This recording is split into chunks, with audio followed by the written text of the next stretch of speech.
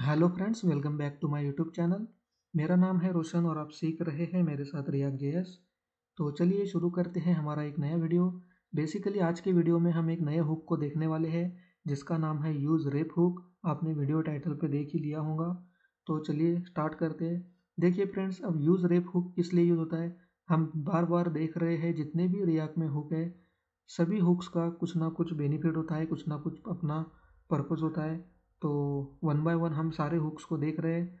तो ठीक उसी तरह से आज का हमारा जो हुक है यूज़ रेफ, इसका भी कुछ बेनिफिट और यूज़ होता है। तो अब ये किस लिए यूज़ होता है फ्रेंड्स, तो देखिए हमारे कंपोनेंट में जो भी इनपुट एलिमेंट्स होते हैं, इन्हें हम डायनेमिकली सिलेक्ट करके अगर इनका कोई CSS का क्लास चेंज करना चाहो या इनके ऊपर ऑन फोकस करना चाहो चाहे डायनेमिकली, तो इन सारे ऑपरेशंस को परफॉर्म करने के लिए बेसिकली यूज़ रेफ का यूज़ किया जाता है। ओके, तो चलिए अब यहाँ पे आते हैं। देखिए हमारे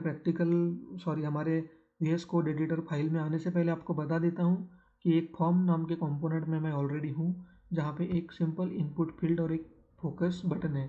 तो अब मेरी रिक्वायरमेंट ये है फ्रेंड्स इस वीडियो में कि जैसे ही मैं इस बटन के ऊपर क्लिक करूँ तो मेरे इस इनपुट फील्ड को मैं डायनेमिकली फोकस कर सकूँ इस बटन पे क्लिक करने के बाद। ओके, तो ये हम करने वाले हैं with the help of use rape hook.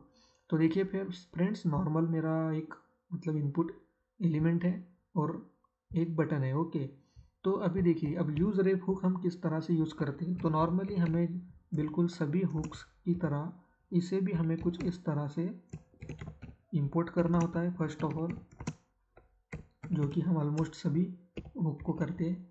फिर हमें क्या करना है, यहाँ पे हमारे कंपोनेंट के मेन फंक्शन के एकदम टॉप के ऊपर हमें क्या करना है, हमें ये इसे कुछ इस तरह से कॉल कर लेना है फ्रेंड्स। ठीक है, कॉल करते ही हमें एक रेफरेंस स्टोर कर लेना है किसी भी एक कांस्टेंट में या वेरिएबल में। जैसे मैं यहाँ पे देता हूँ नाम माय रेफ, यहाँ पे आप कुछ भी दे सकते हो वेरिएबल का नाम। और फिर जैसे ही ये हमें रेफरेंस मिल जाता है तो हमें क्या करना होता है, हमें इस रेफरेंस को कुछ इस तरह से इस इनपुट फील्ड के ऊपर बाइंड करना होता है।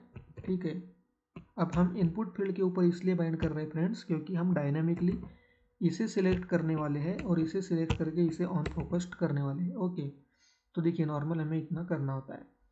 अब जैसे ही हमने इसे बाइंड कर लिया है, जैसे ही हमने इस रेफरेंस को इसे अटैच कर दिया है, तो अब इस रेफरेंस का मतलब कि इस रेफ का यूज करके हम इस एलिमेंट को, इस इनपुट एलिमेंट को हम डायनेमिकली सिलेक्ट कर सकते हैं। तो चलिए अभी हमारा जो टारगेट है, हमारी रिक्वायरमेंट जो है वो क्या है फ्रेंड्स की, बटन के ऊपर क्लिक करने के बाद जैसे ही मैं इस बटन पे कुछ क्लिक कर दूँ तो मेरा ये इनपुट फील्ड ऑटोमेटिकली फोकस्ड होना चाहिए।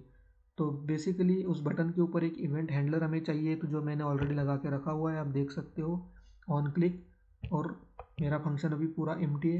तो अब यहाँ से हम क्या करेंगे, अब यहाँ से हम फोकस करने के लिए उस एलिमेंट को सिलेक्ट करेंगे। तो हमें क्या करना होता है फ्रेंड्स, उस एलिमेंट को सिलेक्ट करने के लिए उस रेफरेंस को हमें कॉल देना होता है माय रेफ।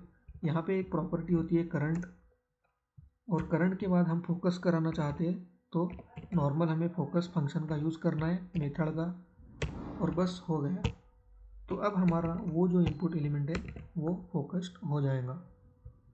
अब देखिए एप्लीकेशन को मैं रिफ्रेश करता हूँ, जैसे ही मैं बटन पे क्लिक कर रहा हूँ ऑटोमेटिकली मेरा इनपुट फील्ड फोकस हो रहा है। तो ये आप समझ गए होंगे फ्रेंड्स कि बस कुछ इस तरह से हम करते। अब ठीक इसी तरह से हम किसी भी एलिमेंट का क्लास चेंज कर सकते हैं डायनेमिकली, सब कुछ हम नॉर्मली कर सकते हैं। ओके, तो देखिए फ्रेंड्स, अब ये तो हमने देख लिया कि यूज़ रेफ एक्चुअल में किस लिए यूज़ होता है।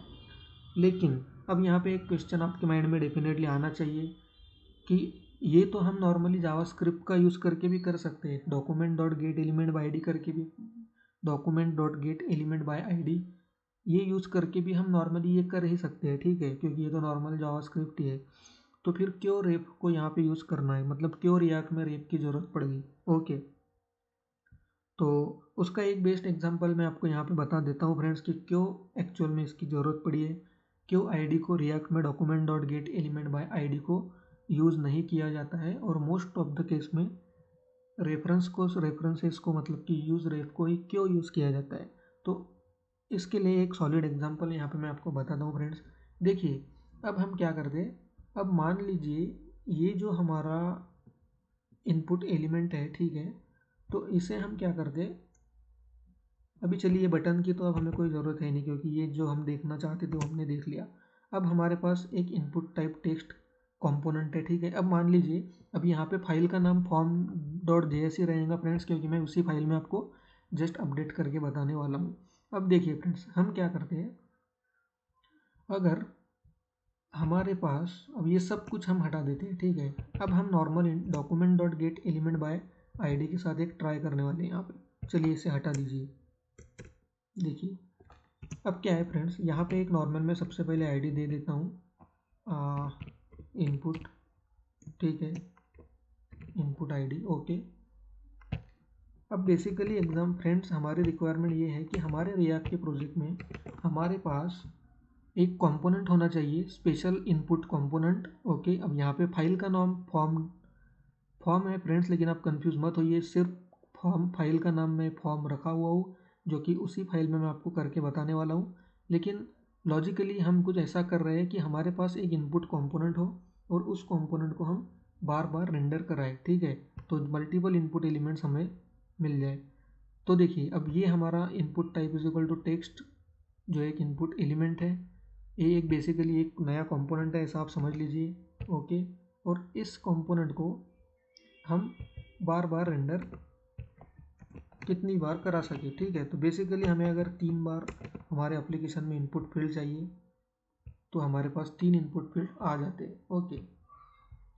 अब हमारी रिक्वायरमेंट कुछ इस तरह से है फ्रेंड्स कि किसी भी एक इनपुट फील्ड के ऊपर जैसे ही मैं इंटर करूँ तो ऑन फोकस के ऊपर मेरे इनपुट फील्ड का बैकग्राउंड कलर चेंज हो जाए, और जैसे ही मैं वहाँ से निकल जाता हूँ तो मेरे उस इनपुट फील्ड और दूसरे इनपुट फील्ड के ऊपर मैं जाता हूँ तो मेरा दूसरा इनपुट फील्ड भी हाईलाइट होना चाहिए, ठीक है, मतलब उसका बैकग्राउंड कलर चेंज होना चाहिए।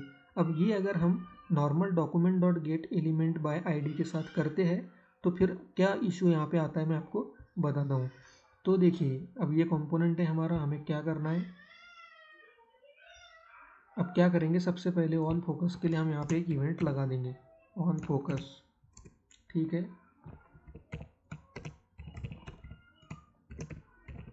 ऑन चेंज फोकस, यहाँ पे मैं एक नॉर्मली एक इवेंट हैंडलर बना लेता हूँ,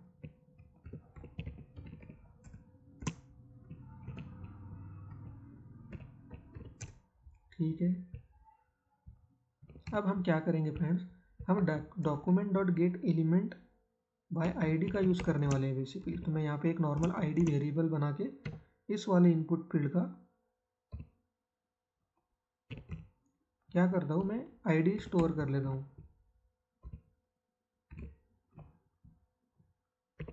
ठीक है। और यहाँ पे एक बार कंसोल लॉग में देख भी लेते हैं कि हमारा आईडी आता है या नहीं, ठीक है। देखिए कुछ नहीं कर रहा हूँ फ्रेंड, मैं ऑन फोकस के ऊपर बस मैं आईडी को अभी कैच करने का ट्राई कर रहा हूँ, क्योंकि अब हम इनपुट को document dot get element by ID करके सिलेक्ट करते हैं फर्स्ट ऑफ ऑल। देखिए मुझे इनपुट आईडी मेरा मिल रहा है, ओके। तो चलो ये हो गया। अब हमें क्या करना है कि ऑन फोकस के ऊपर हम बेसिकली उस एलिमेंट का document dot get element by ID, जो कि हमारा आईडी है,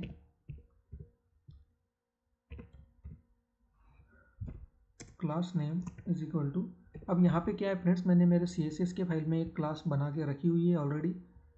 तो मैं बेसिकली ये इस इनपुट फोकस को, इस वाले इनपुट एलिमेंट को मैं बेसिकली बैकग्राउंड रेड कलर में करना चाहता हूँ जैसे ही मैं फोकस करूँ उस इनपुट एलिमेंट पे, ठीक है। तो इसलिए मैं बेसिकली एक क्लास को ऐड कर रहा हूँ। अब देखते हैं क्या होता है। देखिए फ्रेंड्स ऑलरेडी रिफ्रेश हो चुका है एप्लीकेशन, तो आप देख सकते हो।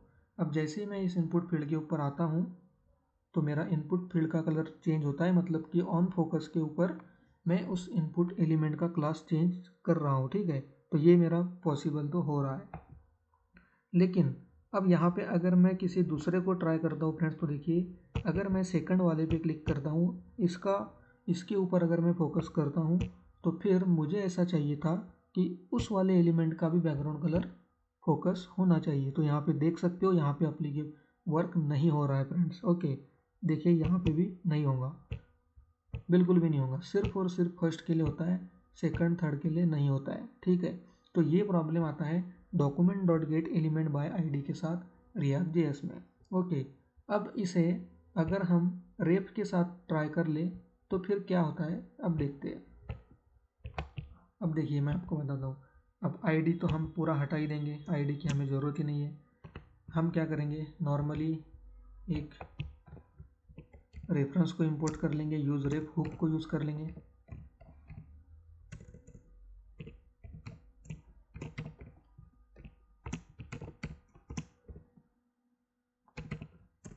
ठीक है, अब हम क्या करने वाले हैं फ्रेंड्स, इसी बिहेवियर को हम रेफरेंस के साथ करने वाले हैं। ठीक है, तो यहाँ पे बिल्कुल उसी तरह से माय रेफ करता हूँ मैं, फिर यहाँ पे एक रेफरेंस क्रिएट कर लेता हूँ, फिर इसे मैं बाइंड कर लेता हूँ हमारे इनपुट टेक्स्ट के साथ। इनपुट टाइप यहाँ पे कर लेते हैं रेफ इज इक्वल टू, ओके, इतना हमने कर लिया है। अब हम क्या करेंगे, अब हम document dot get element by ID का यूज़ ना करके अब हम नॉर्मली हमारा जो रेफरेंस है my ref dot current dot class name, अब देखिए फ्रेंड्स क्या होता है, माय रेफ यहाँ पे स्पेलिंग मिस्टेक हो गई है फ्रेंड्स। ओके, अब देखिए क्या होगा, एप्लीकेशन को मैं पूरा रिफ्रेश कर लेता हूँ। देखिए फर्स्ट वाला मेरा हाईलाइट हो रहा है, सेकंड वाला भी हाईलाइट होता है, थर्ड वाला भी हाईलाइट हो रहा है। ठीक है, अब देखिए यहाँ पे हमने फर्स्ट से सेकंड में जाने के बाद हमने ऑन ब्लर एक्चुअल में नहीं किया है। ओके, तो इसलिए क्या हो रहा है कि तीनों के तीनों सिलेक्ट हो रहे हैं, लेकिन हमें ये देखना था कि जिसके ऊपर हम क्लिक करते हैं वो वाला हाईलाइट होता है या नहीं होता है। तो अब सही से चल रहा है। तो ये देखा फ्रेंड्स आपने डिफरेंस की रिएक्ट रेफ क्यों यूज़ किया जाता है रिएक्ट में, और क्यों हम document dot get element by ID नहीं करते, बेसिकली क्यों हम आईडी सिलेक्टर के साथ में नहीं जाते। अब देखिए यहाँ पे हम क्या करते हैं, ऑन ब्लर इवेंट भी लगा लेते हैं। ठीक है,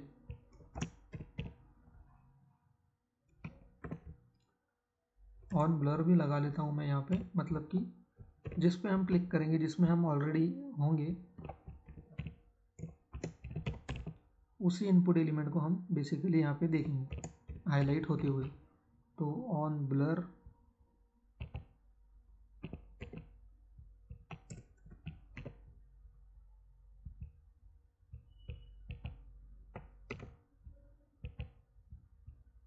देखिए यहाँ पे ऑन ब्लर करता हूँ मैं, और यहाँ पे अब मैं क्लास का नेम चेंज कर दूंगा। ठीक है, जो नॉर्मल वाला मेरा जो क्लास है CSS का, उसे मैं यहाँ पे बेसिकली अब करता हूँ। कौन सा है मेरा नॉर्मल क्लास, तो ये फॉर्म इनपुट।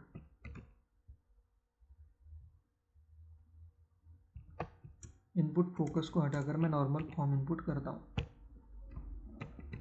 अब देखिए फ्रेंड्स क्या होगा, अब हमारा एप्लीकेशन पूरा लॉजिकल चलने लगेगा, मतलब जिस पे हम क्लिक करेंगे, अब इस पे क्लिक किया तो ये हाईलाइट होता है, यहाँ से बाहर निकल के सेकंड वाले पे करता हूँ तो सेकंड वाला हाईलाइट होता है, जिस पे भी मैं भी क्लिक करूँगा ये सही से, मतलब बेसिकली में मुझे फोकस करना है। ठीक है, तो हमने देखा कि अगर हम आईडी का यूज़ करते हैं तो हमारा एप्लीकेशन सही से नहीं चलता है, कुछ इशू हमें मिलता है। लेकिन अगर हम रेफ का यूज़ करते हैं, यूज़ रेफ हुक का यूज़ अगर करते हैं, तो फिर हमें चाहिए वो फंक्शनैलिटी हमें सही से हमारी चलती है।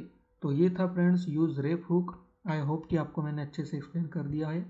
तो चलिए अब इस वीडियो को यहाँ पे एंड करते हैं, मिलते हैं हमारे नेक्स्ट वीडियो में एक नए हुक के साथ। Till that moment, bye friends.